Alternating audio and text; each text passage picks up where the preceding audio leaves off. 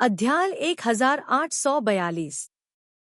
Song यून को लगता है कि भले ही वह और टोंग यान शी प्यार में हैं, फिर भी कुछ चीजें हैं जिनके लिए पहले उसके माता पिता की मंजूरी लेनी जरूरी है। नगो हाय, मुझे लगता है कि तुम्हारे माता पिता को पता होना चाहिए। उसने उसका हाथ पकड़ लिया और गंभीर लेकिन सच्ची आंखों से उसकी ओर देखा। मेरे माता पिता बहुत पहले ही गुजर गए, इसलिए मुझे वास्तव में अपना खुद का परिवार होने की उम्मीद है। मैं आपके माता पिता को अपने माता पिता मानना चाहता हूँ। उन दोनों की अनुमति के बिना यदि तुम मेरे साथ घर चलने को तैयार भी हो जाओ, तो भी मैं तुम्हें अपने साथ नहीं ले जाऊंगा। उसने अपने होठों को शुद्ध किया। हर माता पिता अपने बच्चों से प्यार करेंगे। यदि वे सहमत नहीं हैं, तो निश्चित रूप से उनके अपने विचार हैं, और शुरुआती बिंदु निश्चित रूप से उनके बच्चे के दृष्टिकोण से है। सोंग यून एक खुशहाल परिवार में पले बढ़े, इसलिए उनकी नज़र में सभी माता पिता अपने बच्चों को पूरे दिल से प्यार करते हैं। इसलिए यह टिप्पणी की जा सकती है, हालांकि वास्तव में इस दुनिया में अभी भी कई गैर जिम्मेदार माता पिता हैं। टोंग नगोन हाय अचानक पंजों के बल खड़ी हो गई और अपनी बाहें उसकी गर्दन के चारों ओर लपेट लीं। सोंग यून ने स्थिति का फायदा उठाया और उसकी कमर को पकड़ लिया। उसकी ठुड्डी सोंग यून के कंधे पर टिकी हुई थी। आखिरकार मुझे समझ आया कि मेरे पिता आप पर इतना भरोसा क्यों करते हैं। हालांकि मैं अभी भी प्यार के बारे में बहुत अस्पष्ट हूँ। मैं माता पिता को खुश करने में बहुत अच्छा हूँ। वह भी एक ऐसे जोड़े की बाहों में पली बड़ी थी जो एक दूसरे से प्यार करते थे और बेहद खुश थे। इसलिए अपने दिल में वह सोंग यून की बातों से बहुत सहमत थी। सोंग यून दूसरों को खुश करने में बेहद कुशल है। प्यार के बारे में अस्पष्ट होने का क्या मतलब है? सोंग यून ने वास्तव में कई किताबें पढ़ी हैं, कई मुहावरे जानता है और घरेलू भाषा का बेहद धारा प्रवाह उपयोग कर सकता है। हालांकि इस देश की लेखन और संस्कृति बहुत समृद्ध और युगीन है। अभी भी बहुत सी चीजें हैं जो उसने अभी तक नहीं सीखी हैं। प्राचीन काल के शेष काव्य संग्रहों की गिनती करना कोई छोटी संख्या नहीं है। कन्फ्यूशियस के मुहावरे, कहावतें और कहावतें अनगिनत हैं। टोंग नगोन हाय मुस्कुराए। क्या आप नहीं समझते कि इसका क्या मतलब है? सोंग यून ने ईमानदारी से सिर हिलाया। मैं इसे आपको स्पष्ट रूप से नहीं सिखाऊंगा या समझाऊंगा। यदि आप जानना चाहते हैं कि इसका क्या मतलब है, तो आपको ट्यूशन फीस का भुगतान करना होगा। तुम वहां क्या कर रहे हो? अब और नाश्ता नहीं? टोंग गोन थान दरवाजे के किनारे झुक गया और एक अजीब शो देखने की अभिव्यक्ति दिखा रहा था। टोंग गोन हाय ने तुरंत अपना हाथ हटा लिया और उसकी ओर घूरकर देखा। तुम बिना कोई आवाज किए कैसे चल लेते हो? अगर कोई शोर है, तो भी मैं आपका आकर्षक रूप कैसे देख सकता हूँ? टोंग नगोन थान ने जानबूझकर उसे छेड़ा। उसने सिर्फ सोंग यून को गले लगाने की पहल की, लेकिन उसने पहले ही कहा था कि वह एक लड़के से प्यार करती थी। भविष्य में अगर मेरी कोई भाभी होगी, तो मैं उसे धमकाऊंगा। नहीं, मैं हमारे बच्चों को भी धमकाऊंगा। 8221। मुझे नहीं पता कि जब उसने दो शब्द सुने, तो बच्चा टोंग गोन थान मोडियन नी को खोजने के लिए दौड़ पड़ा।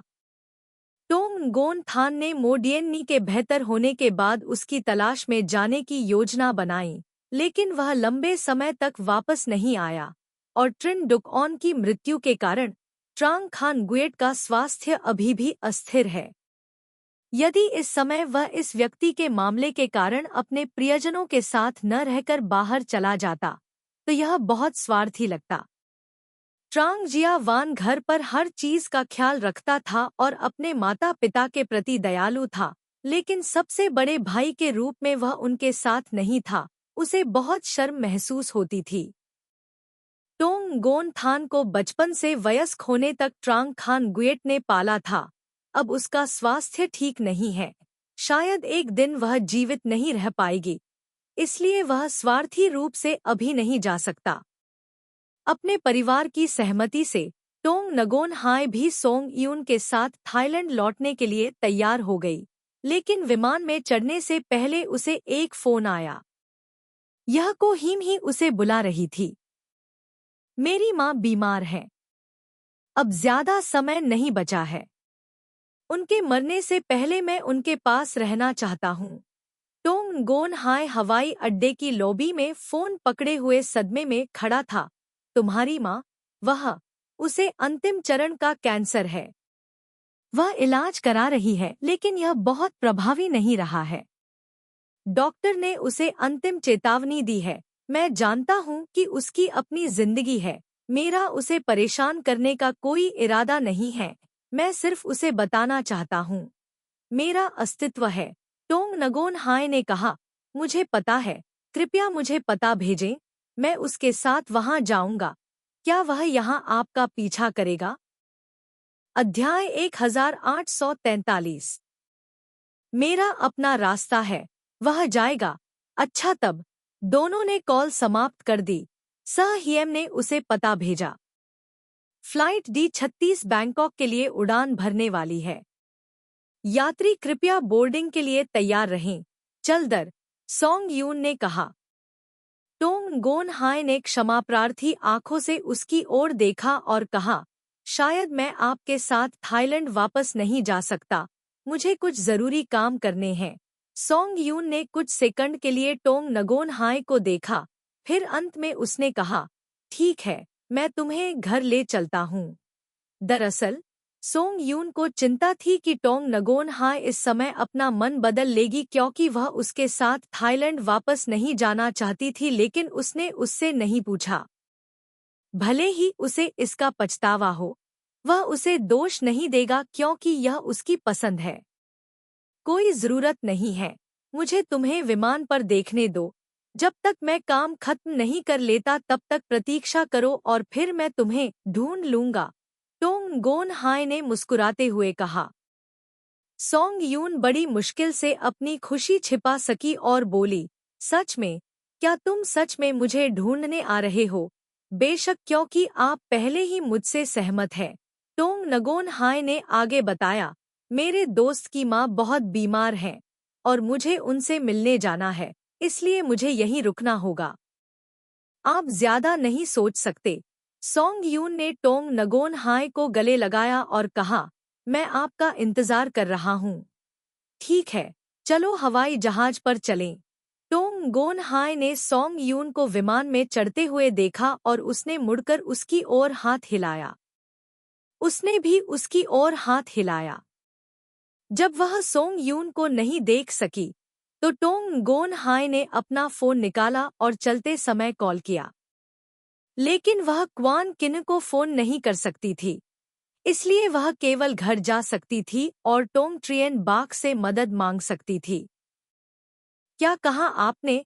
जब टू ट्राम ने टोंग नगोन हाय को यह कहते हुए सुना तो उसे विश्वास नहीं हुआ और उसने पूछा, क्वान किन्ह का अपना एक बच्चा है?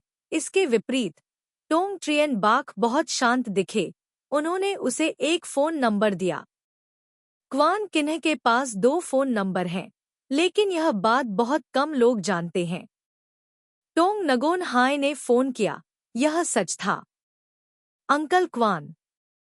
वह फोन का जवाब देने के लिए साइड में चली गई। ट्राम ने किनारे खड़े होकर पूछा, क्या यह सच है कि क्वान किन्ह का अपना एक बच्चा है? मुझे कुछ कैसे नहीं पता।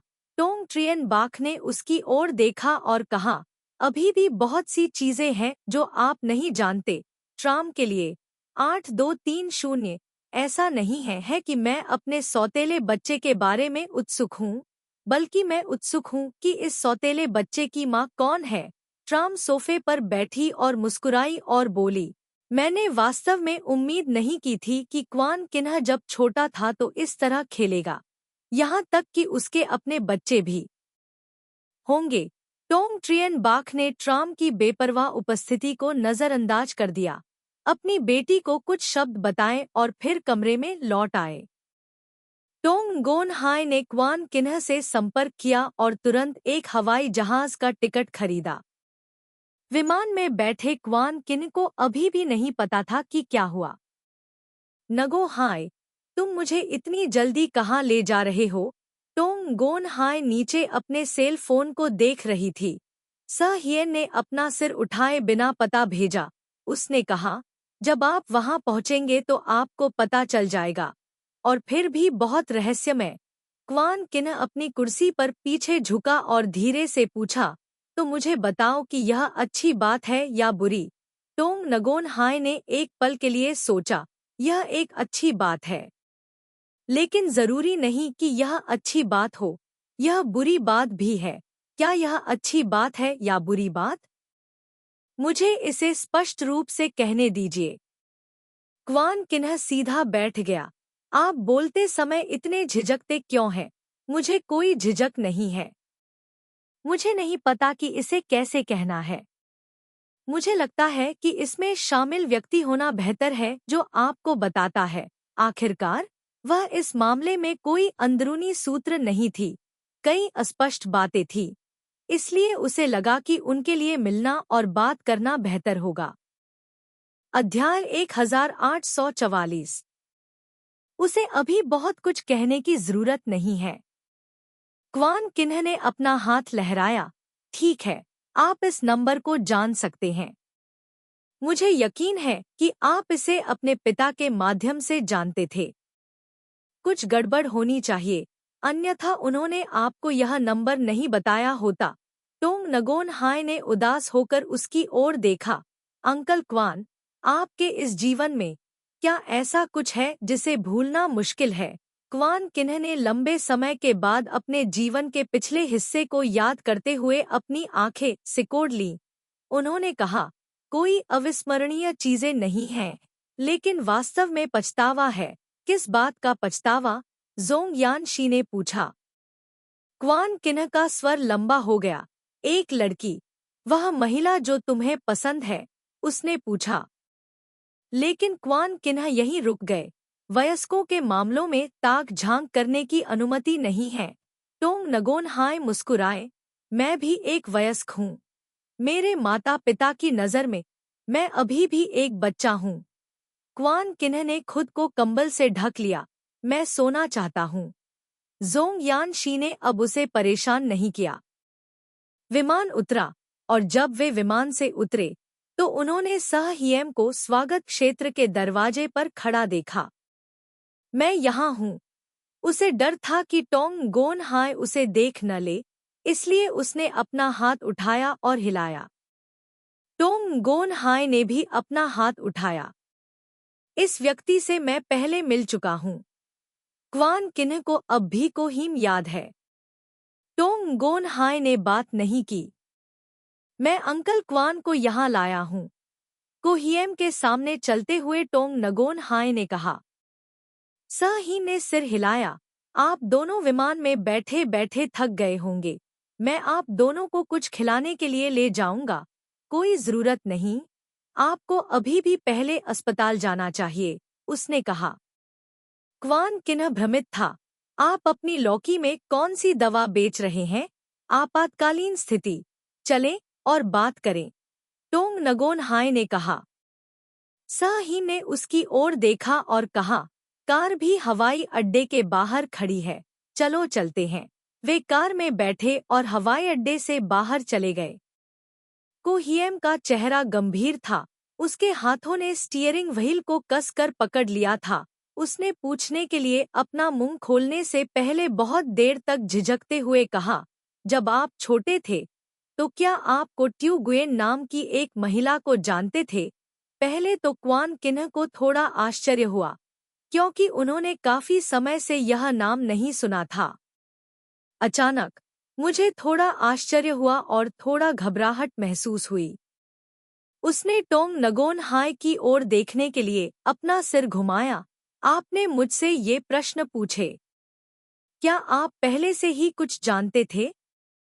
नगोन हाय, मुझे नहीं पता। अगर तुम्हारे पास कुछ है तो कोहियम से पूछो। टोंग गोन हाय, कोहियन को मजबूत बनने में मदद करता है, लेकिन उनके मामलों में शामिल नहीं होगा। श्रेष्ठ और उसके बच्चा होने की कहानी भी अस्पष्ट है। क्वान किन्ह थोड़ा असहज महसूस करने लगे। आपका नाम सह हियम है। आपका अंतिम नाम सह है। सह हिम ने छिपाया नहीं और कहा, मैं अपनी माँ का अंतिम नाम लेता हूँ। सह, आपकी माँ का नाम को तुए गुयेन है।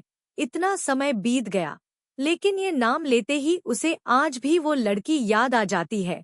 सह हिम ने सिर हिलाया। हाँ, मैं उसका बेटा हूँ। इसी समय कार अस्पताल के दरवाजे के सामने रुकी। 8221